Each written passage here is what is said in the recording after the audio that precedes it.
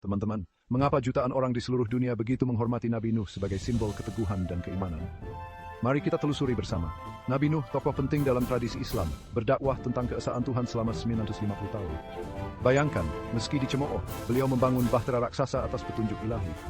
Tujuannya, menyelamatkan para pengikutnya dan setiap pasang hewan dari bencana banjir dahsyat. Coba bayangkan, dedikasi dan keimanannya yang tak tergoyahkan. Kisah Nabi Nuh menjadi pengingat yang kuat tentang ketekunan dan kepercayaan pada rencana Tuhan. Ini bukan sekadar sejarah. Ini adalah pelajaran tentang ketahanan dalam menghadapi tantangan.